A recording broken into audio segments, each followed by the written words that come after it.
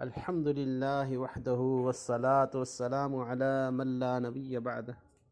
أما بعد، في فضائل آية الكرسي قال عليه الصلاة والسلام: إن أعظم آية في القرآن آية الكرسي، من قرأها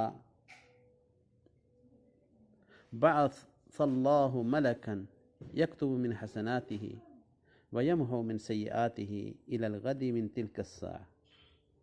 وقال عليه الصلاة والسلام: ما قرئت هذه الآية في دار إلا حجرتها الشياطين 30 يوما، ولا يدخلها ساحر ولا ساحرة 40 ليلة.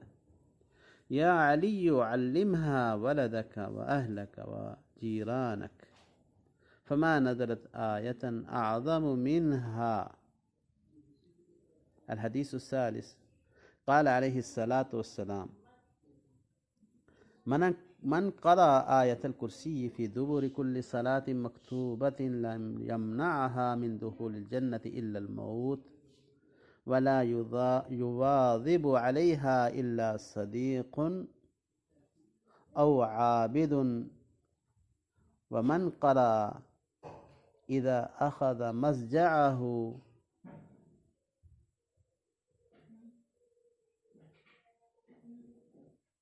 حفظه الله على نفسه وجاره وجار جاره والأبيات حوله.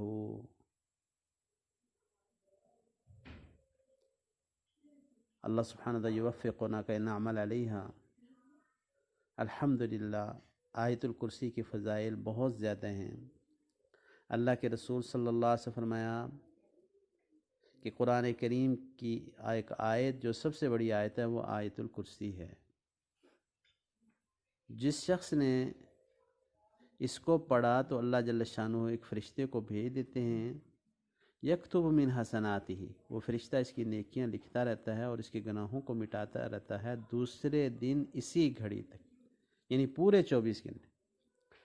نبی علیہ الصلاۃ والسلام کا ارشاد گرامی ہے دوسرا کہ جس جگہ بھی یہ آیت پڑھی جاتی ہے، جس گھر میں بھی، تو وہاں شیاطین 30 دن تک نہیں آتی، اور اس میں کوئی جادوگر کرنے والا یا جادو کرنے والی 40 راتوں تک نہیں داخل ہوگی۔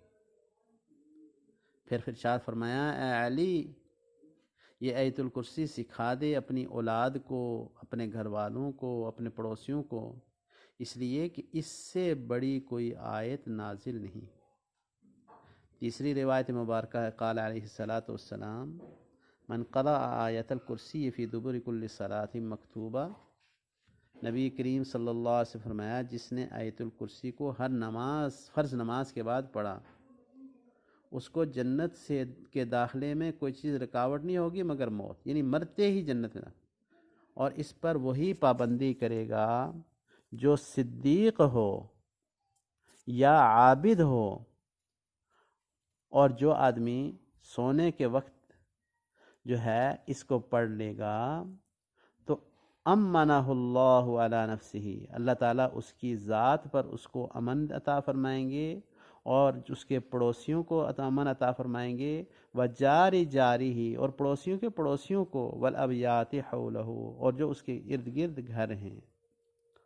یہ جو ہے مختلف تفسیروں میں یہ حدیث جو ہے، یہ احادیث جو ہے اس کی فضائل میں لکھی۔ وآخر الدعوانا الحمد للہ رب العالمین۔